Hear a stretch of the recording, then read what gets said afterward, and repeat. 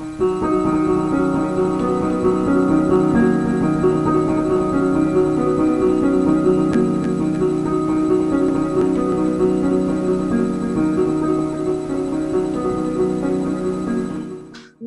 on our agenda is a keynote speech of the Governor of the Bank of Greece, Professor Yannis Stournaras.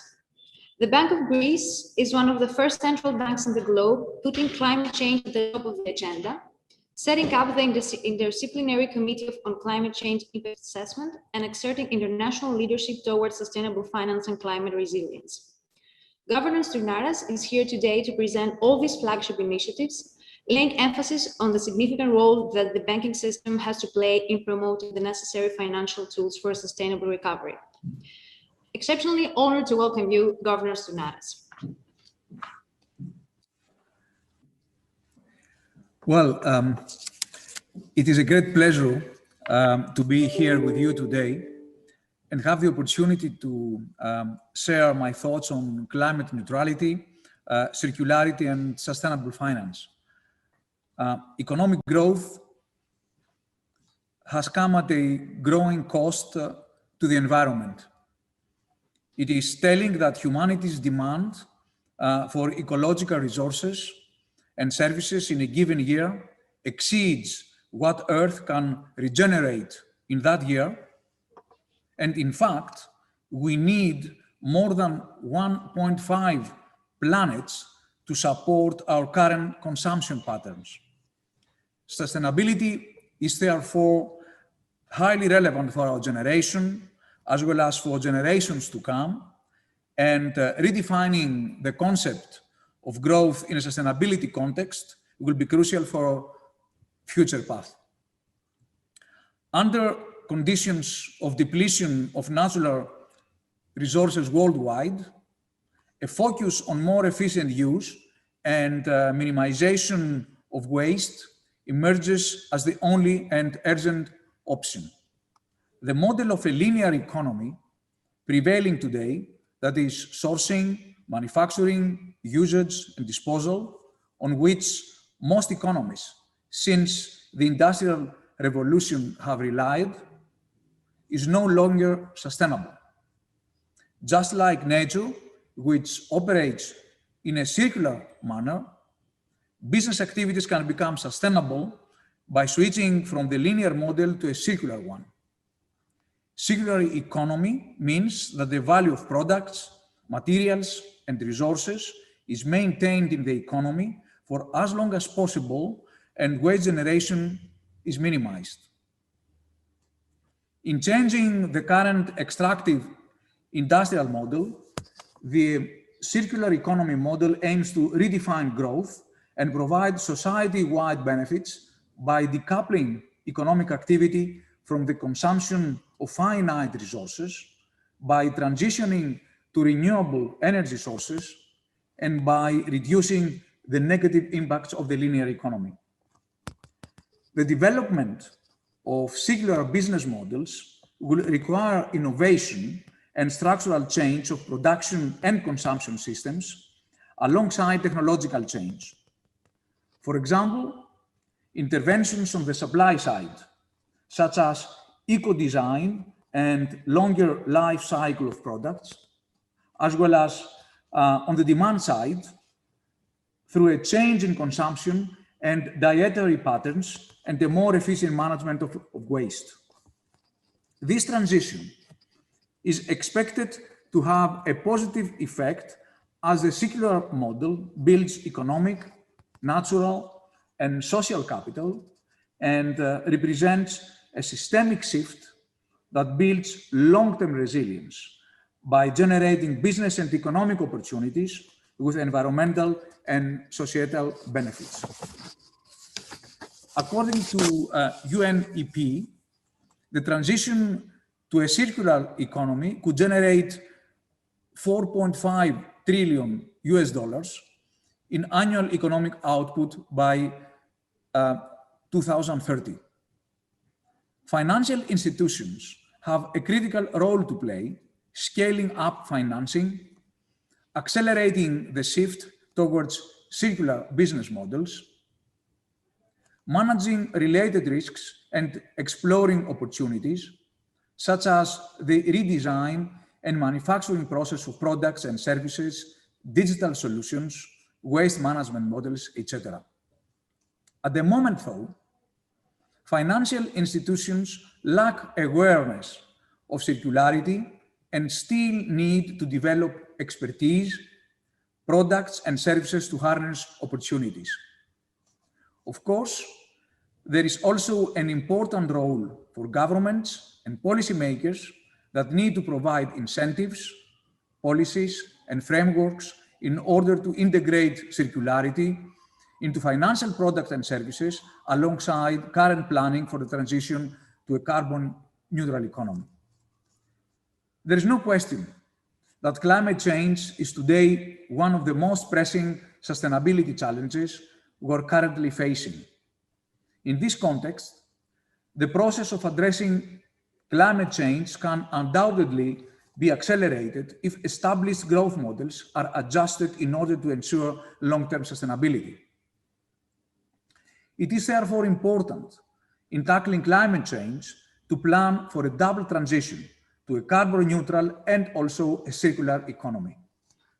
In this double transition, there are indeed certain risks. For example, transition risks as assets may become stranded or business that may incur costs and disruptions. Yet a careful and timely transition will also open up opportunities associated with innovation and new technologies, circular and renewable energy products, new processes, new infrastructure, as well as new jobs. Although methodologies for calculating climate-related risks are still being developed, estimates suggest that the impact of these risks is likely to be significant. For example, the ECB has estimated that on average 15% of significant institutions' exposures are to the most carbon-intensive firms, and an abrupt transition to a low-carbon economy could have severe impact on climate-sensitive economic sectors. Regarding fiscal risks, around 30% of the credit exposures of euro area banks are to businesses with high or increasing exposure to at least one source of fiscal risk. In this context, central banks and supervisors are progressively looking into playing an active role in the debate and working with banks to prepare for and manage climate risks. Indeed, as part of the strategy review of the ECB is already exploring ways of taking the risk of climate change into account. It is clear, however, that since climate change poses risks to price stability, central banks could, within the traditional mandate, advance their efforts to support the transition to a sustainable economy as well as a resilient future. Central banks can help by considering how the physical and transitional impact of climate change can be included in macroeconomic forecasting and financial stability monitoring. Also, central banks can help by integrating climate-related risks into prudential supervision, engaging with financial firms to ensure that climate-related risks are understood and integrated in risk management and investment. And of course, central banks can help by including sustainability factors into own portfolio management. Indeed, climate and sustainability have always been high on our agenda, and I personally have been addressing those issues on every occasion. It is telling that the Bank of Greece, the ECB, and the Bank of England have been named the 3 most vocal central banks worldwide. Also, recognizing the significant climate and environmental risks that the financial system is facing, we set up in 2009 an interdisciplinary committee of scientists, the Climate Change Impact Study Committee, a work group dedicated to the study of climate change in Greece. In tackling the climate crisis, the financial and the insurance sectors have an important role, supporting a sustainable economy and a more inclusive growth. Financial institutions can be drivers of change, mobilizing capital towards investment that supports society's goals. Sustainable finance can help by aiming to integrate environmental, social, and governance criteria into business and investment decision-making. In the context of climate action, sustainable finance should also aim to mobilize capital towards investment for mitigation and adaptation policies. If we are to meet the Sustainable Development Goals of the United Nations and the objectives of the Paris Agreement, the financial sector needs to maximize its contribution and align itself with these goals. To this effect, the Bank of Greece is the first central bank worldwide to endorse the responsible banking principles of the United Nations Environment Programme Finance Initiative, the UNEP-FI. The principles for responsible banking aim to define the role and the responsibilities of the banking sector in a sustainable future, where banks align their business practices with the global community goals and create value for the society. The principles set out the criteria for responsible and sustainable banking through a holistic evaluation of risks and opportunities stemming from banks' activities. Furthermore, they encourage banks to identify and assess the effect of their asset allocation decisions and be transparent on their positive but also their negative impact on society and the environment. The Bank of Greece is also a member of the Central Banks and Regulators Network for Greening the Financial System, NGFS. The NGFS is a global organization currently consisting of more than 100 members and observers committed to working together to improve the analysis and management of climate-related and environmental risks. The common objective is the strengthening of the global response required to meet the goals of the Paris Agreement and the enhancement of the role of the financial system in managing risks and mobilizing capital for an environmentally sustainable development. At this point, I would also like to stress out the importance of resilience. Towards a sustainable and resilient future, scientific research and current developments confirm the need for a strategy and an action plan spanning across multiple economic, social, and environmental policy areas to adapt to the changing climate. Climate change adaptation as a process of adjusting to the climate impact in order to moderate the negative and enhance the potential positive effects of climate change is a crucial issue that promotes the resilience of our societies. On fostering climate change adaptation, we are currently working under the coordination of the Hellenic Ministry of Environment and Energy and alongside key national actors on the LIFE IP Adapt in GR, a program that aims to guide the implementation of the National Climate Change Adaptation Strategy with the overarching objective to strengthen Greece's resilience to the impact of climate change. The world today has an opportunity to build back better by embracing a greener pathway to COVID-19 recovery. One key structural change is to achieve this by adopting circular economy approaches. To the question, are we building back better? The answer is not yet. Over the next months and possibly years, it is estimated that countries will invest over $20 trillion US dollars to recover from the fallout of COVID-19. These financial and investment decisions will determine to a great extent the future of our societies and our ability to respond to the environmental challenges that the world is already facing today.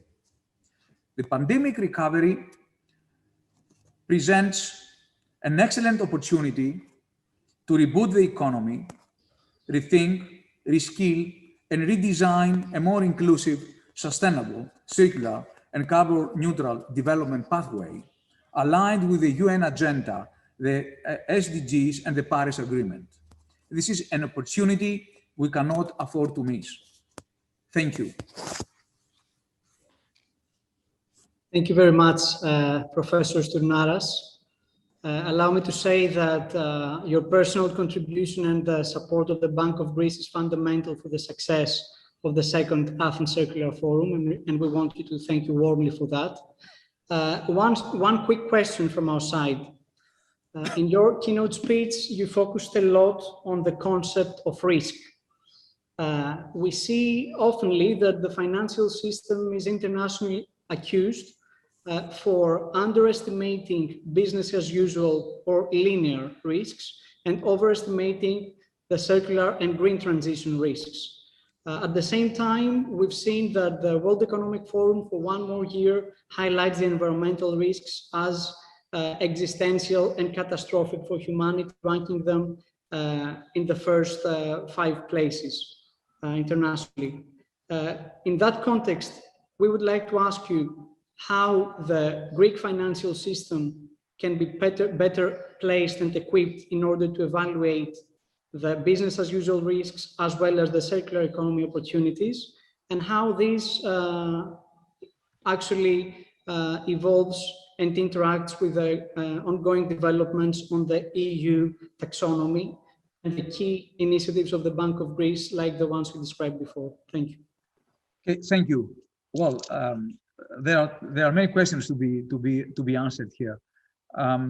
First of all, there's no question that the main burden falls on governments rather than banks and central banks. Fall on governments through the taxation policy, subsidization policy, and investment. But also central banks and banks have a role to play.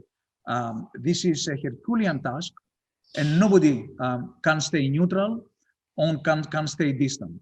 So central banks also, as I said in my speech, the ECB will have climate change as part of its strategy review. In my view, climate change affects the goal of price stability, it affects the real economy. So it ought to be taken into account into the reaction function of the central banks and the ECB. And also we should use our instruments towards this goal. I mean, and what are the instruments? The instruments are the assets we own, our own portfolio, gradually the monetary policy portfolio, and of course, our acts as supervisors of the financial system. So, of course, there's a long way yet to go. We cannot use these instruments unless there is a clear taxonomy in order to avoid greenwashing. So we expect the European Commission to give us clear guidelines and a clear taxonomy regarding risks and measures. But definitely, you're absolutely right. There is a role for central banks and banks to mitigate risks and to contribute to the circular economy. As you know also, the NGEU, the Recovery Fund, devotes more than 30% of its resources to climatic change and to energy transition. Greece is a recipient, is actually one of the, perhaps if not in terms of GDP, the biggest recipient of these grants and loans.